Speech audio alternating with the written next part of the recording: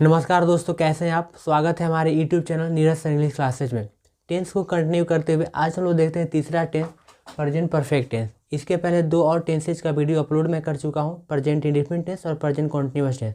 अगर आप वो दोनों का वीडियो नहीं देखे हैं तो लिंक मैं डिस्क्रिप्शन में डाल दूंगा, आप ज़रूर देखिएगा इस वीडियो को देखने के बाद। तो कंटिन्यू करते हैं प्रेजेंट परफेक्ट टेंस। ये तीसरा टेंस होता है।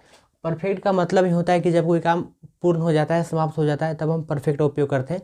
और इसका परिभाषा भी ऐसे ही है कि जब कोई काम वर्तमान समय में अभी अभी समाप्त हुआ है, जी हाँ अभी अभी समाप्त हुआ है, उसे प्रेजेंट परफेक्ट टेंस कहते हैं। यानी कि जब कोई काम समाप्त हो गया हो और अभी अभी समाप्त हुआ हो तो उसको हम बोलते हैं प्रेजेंट परफेक्ट टेंस। जैसे वह आ चुका है, तो वह आ चुका है जैसे ही आप बोलते हो तो वह आ गया है, यानी कि उसका आने का काम खत्म हो गया है, तब हम इस सेंटेंस का उपयोग करते हैं कि वह आ चुका है। ये तीसरा टेंस है और इसमें इस टेंस में हेल्पिंग वर्ब हैव और हैज होते हैं और इसमें वर्ब के तीसरे रूप का प्रयोग होता है। जितने भी परफेक्ट है, प्रेजेंट परफेक्ट, पास्ट परफेक्ट या फ्यूचर परफेक्ट, उन सब में V3 का ही प्रयोग होता है, वर्ब के तीसरे रूप का ही प्रयोग होता है। तो इनमें सब्जेक्ट के बाद हैव और हैज का प्रयोग करिएगा और इसके बाद जो वर्ब आएगी वो V3 आएगी और ऑब्जेक्ट तो अंत में लिखाता है। तो वह आ चुका है, तो वहाँ पे सब्जेक्ट आपका हुआ है तो वह के लिए ही लिखें और ही के साथ है जाता है और कम का V3 कम होता है। आप लोग खा चुके हैं, तो आप लोग खा चुके हैं इसका मतलब क्या कि आप लोगों का खाने का काम खत्म हो गया है और अभी अभी खत्म हुआ है। जी हाँ, अभी अभी खत्म हो गया है, आपका खाने का काम अभी भी खत्म हुआ है, तो ये इसलिए प्रेजेंट परफेक्ट है। और यहाँ पे सब्जेक्ट है आप लोग के लिए होता है यू और यू के साथ लगता है हैव और यहाँ पे V3 का प्रयोग होता है। तो खाना के लिए ईट होता है और ईट का V3 होता है ईटेन। तो आप लोग खा चुके हैं तो यू हैव ईटेन। अब देखते हैं इसका पहचान जरूरी होता है किसी भी टेंस को पहचानने के लिए। तो पहचान क्या है भाई इसका, क्रिया अर्थात वाक्य के अंत में चुका है, चुकी है, चुके हैं, चुका हूँ, आ हूँ, ई है, ए है लगा रहता है ना। क्रिया अर्थात वाक्य के अंत में लिखवाने का मतलब है कि एक हिंदी वाले सेंटेंस में वर्ब हमेशा अंत में रहती है। अगर किसी सेंटेंस के अंत में जो वर्ड है, जो शब्द है, उस शब्द के अंत में अगर इनमें से कोई भी आपका वर्ड आ जाए तो समझिए कि वो प्रेजेंट परफेक्ट टेंस है। चुका है, चुकी है, आ है, ये सब। जैसे देखिए, वे लोग अपना काम किए हैं, तो किए करना वर्ब है, करना वर्ब है। अब करना यहाँ पे हो गया है किए, तो देखिए तो किए के अंत में आ रहा है ना ए है, तो प्रेजेंट परफेक्ट टेंस है।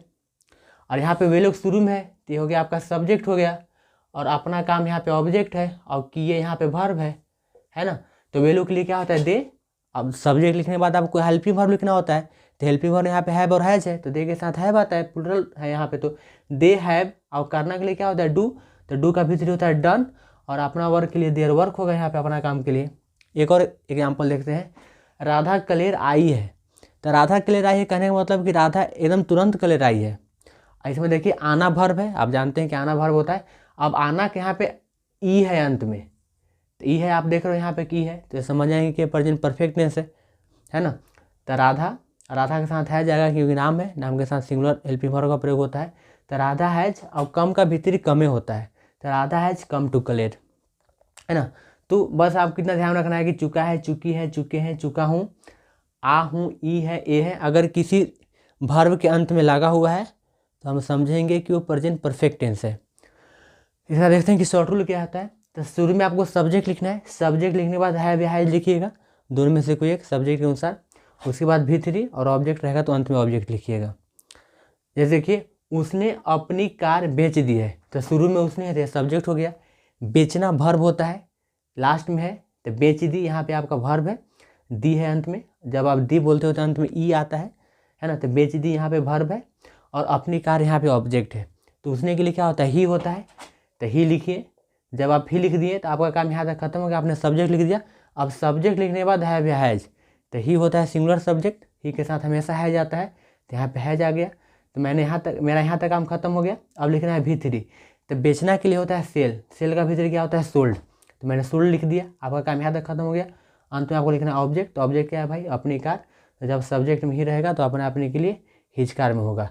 तो उसने अपनी कार बेच दी है, तो he has sold his car. कहते हैं कि जो प्रेजेंट परफेक्ट टेंस में अगर सेंटेंस नेगेटिव हो, जी अगर उसमें नहीं लगा रहेगा, तो वैसे सेंटेंस को इंग्लिश में कैसे ट्रांसलेट किया जाता है।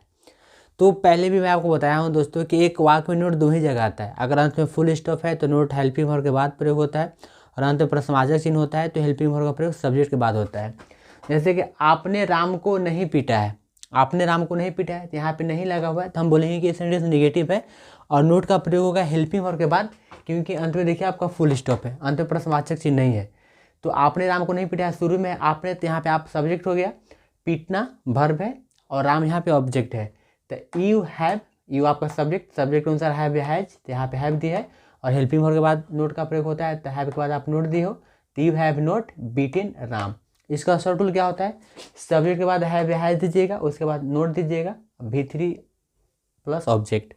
एक और एग्जाम्पल देखते हैं, वे लोग क्रिकेट नहीं खेल चुके हैं, है ना। तो वे लोग यहाँ पे आपका सब्जेक्ट है, शुरू में है, और खेलना ये आपका वर्ब है और क्रिकेट यहाँ पे आपका ऑब्जेक्ट है। तो शुरू में सब्जेक्ट लिखी तो आपने दे लिखा, तो आपने दे लिखा तो आपका काम यहाँ तक खत्म हो गया। अब सब्जेक्ट लिखने के बाद हैव या हैज लिखना है, तो दे प्लूरल सब्जेक्ट होता है, तो दे के साथ हमने हैव लिखा, आपका काम यहाँ तक खत्म हो गया। अब लिखना है नोट, तो हैव के बाद नोट दीजिए, नोट के बाद क्या है V3, तो खेल चुका, खेलना वर्ब है, तो खेलना के लिए प्ले होता है, प्ले का V3 होता है प्लेड, तो दे हैव नोट प्लेड और ऑब्जेक्ट आपका क्रिकेट है, यहाँ पे क्रिकेट लीजिए, they have note played cricket. ये नेगेटिव था। अब देखते हैं इंट्रोगेटिव, मतलब अगर कोई क्वेश्चन क्या से शुरू हो रहा है तो उसको इंग्लिश में कैसे ट्रांसलेट करेंगे। किसी भी टेंस में अगर क्वेश्चन क्या से शुरू होता है तो उस टेंस की हेल्पिंग वर्ब पहले आती है।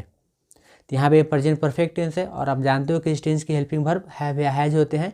तो अगर इस टेंस में क्वेश्चन क्या से शुरू होंगे तो हैव या हैज पहले आएंगे, दोनों में से कौन आएगा ये सब्जेक्ट तय करता है। और एक वाक्य में सब्जेक्ट दो ही जगह रहता है, अगर क्वेश्चन क्या से शुरू होगा तो क्या के बाद आपका सब्जेक्ट रहेगा। जैसे आप देख रहे हो क्या के बाद आपने है, तो यहाँ पे आपने सब्जेक्ट है, क्या के बाद हम लोग है तो हम लोग सब्जेक्ट है। अगर क्वेश्चन क्या से शुरू होगा तो क्या के बाद सब्जेक्ट रहेगा, अगर क्वेश्चन क्या से नहीं शुरू होगा तो फिर शुरू में सब्जेक्ट रहेगा। जैसा कि आप यहाँ पे देख रहे हो, इसके पहले भी जितना भी एग्जाम्पल दिए हैं उसमें क्वेश्चन क्या से नहीं शुरू हो रहा था तो शुरू में ही सब्जेक्ट होता है। तो जैसे देखते हैं कि क्या आपने ताजमहल देखा है, तो यहाँ पे क्वेश्चन क्या से शुरू हो रहा है तो क्या के बाद क्या है आपने, तो यहाँ पे आपने आपका सब्जेक्ट हो गया। देखा, देखना है लास्ट में है तो ये वर्ब है और ताजमहल यहाँ पे ऑब्जेक्ट है। तो जब क्वेश्चन क्या से शुरू होगा तो पहले हैव या हैज जाएगा, क्योंकि यही इस टेंस की हेल्पिंग वर्ब है। अब दोनों में से कौन आएगा ये सब्जेक्ट तय करेगा और सब्जेक्ट है आपने, तो आपने के लिए होता है यू और यू के साथ हमेशा ही प्लूरल वर्ब या प्लूरल हेल्पिंग वर्ब का प्रयोग होता है। तो यहाँ पे मैंने पहले हैव लिख दिया, have you seen the Taj Mahal. इसका शेड्यूल क्या है, शुरू में हैव या हैज लिखिएगा, उसके बाद सब्जेक्ट दीजिएगा, नहीं रहेगा तो नोट दीजिएगा, उसके बाद V3 प्लस ऑब्जेक्ट। एक वाक्य में नोट का प्रयोग दो ही जगह होता है।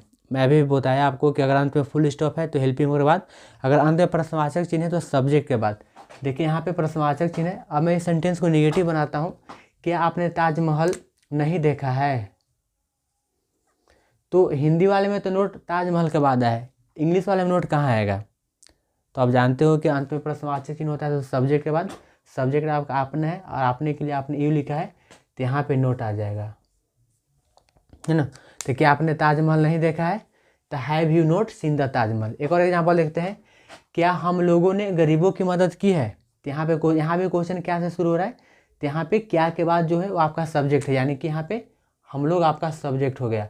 अब अंत में वर्ब रहती है, यानी कि मदद करना, यहाँ पे आपका वर्ब में मदद की है और गरीबों यहाँ पे आपका ऑब्जेक्ट है। तो क्वेश्चन में शॉर्ट क्या है इसका, शुरू में हैव हैज देना है, तो हम लोग है तो हम लोग के लिए वी होता है और वी के साथ हैव आता है, तो आपने हैव लिख दिया, तो आपने हैव लिखा था, आपका काम यहाँ तक खत्म हो गया। अब लिखना है सब्जेक्ट, तो सब्जेक्ट क्या है हम लोग, तो हैव वी।